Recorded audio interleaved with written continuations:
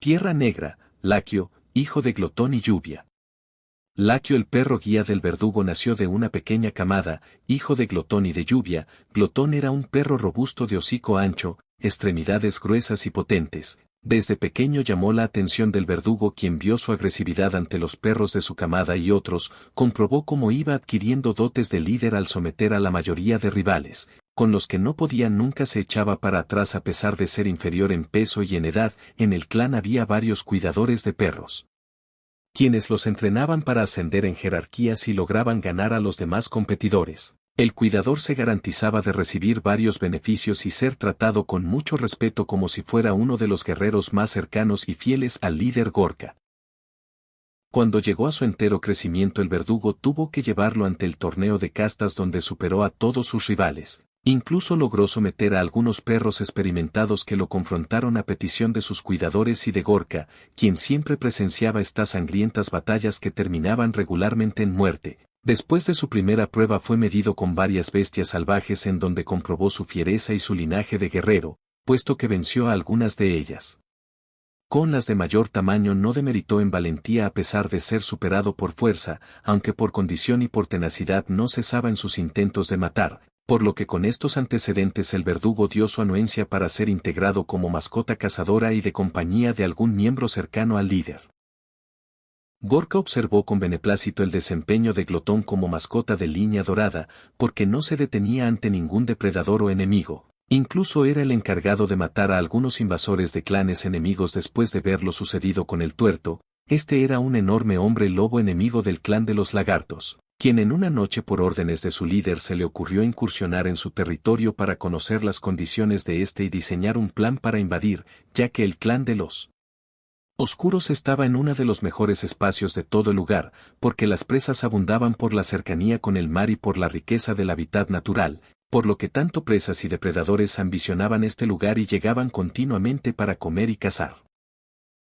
El tuerto entró sigilosamente por uno de los puntos ciegos y, aprovechando que Talo, la mascota de Lagus, andaba merodeando por otro lugar, tomó por sorpresa a este, quien a pesar de su fortaleza no pudo defenderse del primer ataque, que prácticamente le destrozó parte de las costillas y le inutilizó la garra derecha. Al escuchar los gruñidos de este invasor, Talo regresó rápidamente junto a su amo, pero este ya se encontraba bajo las garras y fauces de este adversario sigiloso, pero luego de una leve pelea el tuerto logró tomarle el cuello y pavorosamente le destrozó esta parte para dejarlo moribundo. Entonces se levantó para recibir a la leal y determinada mascota, quien de inmediato se arrojó sobre el extraño. La fuerza de ataque de Talo logró derribar a este asesino silencioso. Instintivamente quiso clavarle sus colmillos en el cuello o costado para demostrar quién era el dueño del territorio y para vengar a su amo. La gran potencia de Talo arreciaba en cada embate con tal de poder entrar al cuerpo para destrozarlo.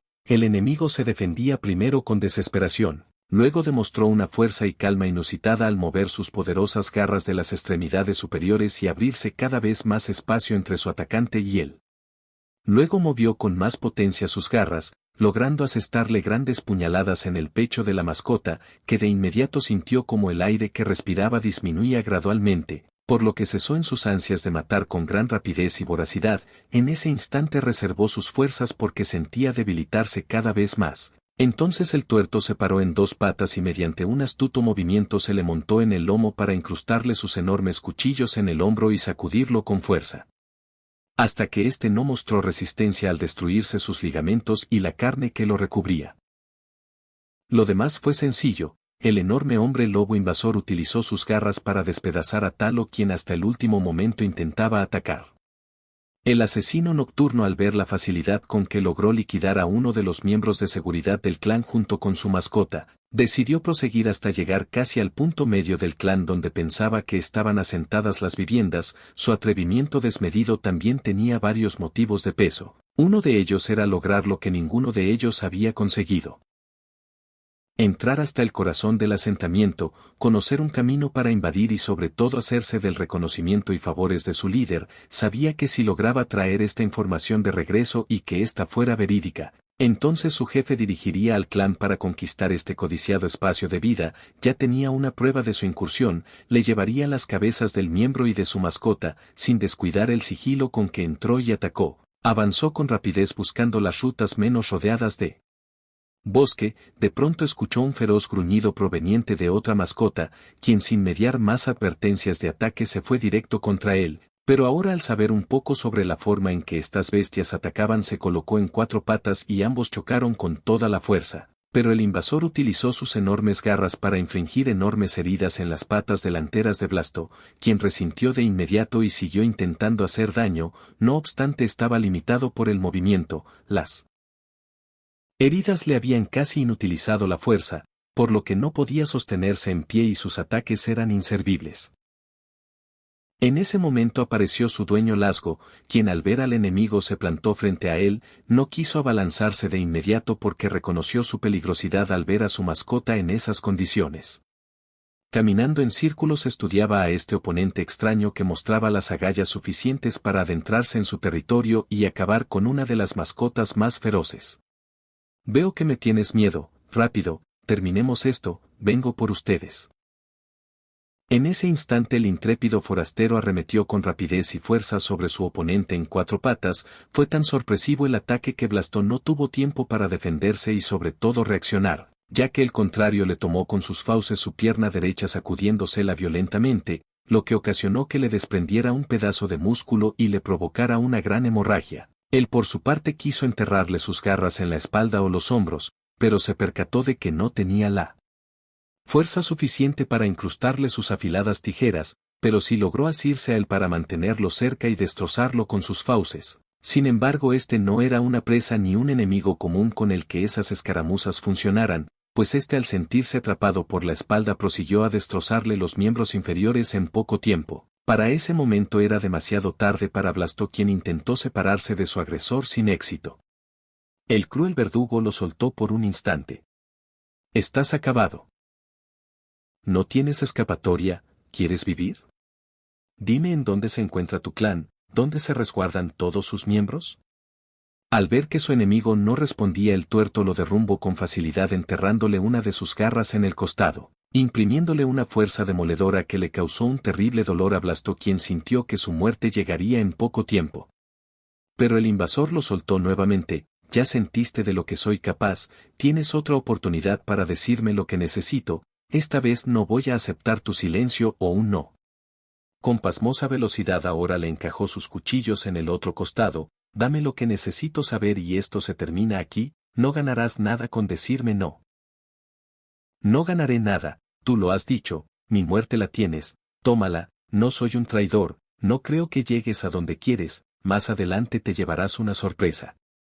En ese instante no pudo hablar más, porque el tuerto lo levantó fácilmente del costado. La otra garra en libertad se la encajó en el otro lado mientras las movía violentamente para destrozar todo su interior. Poco a poco Blasto fue dejando de moverse hasta quedar inmóvil.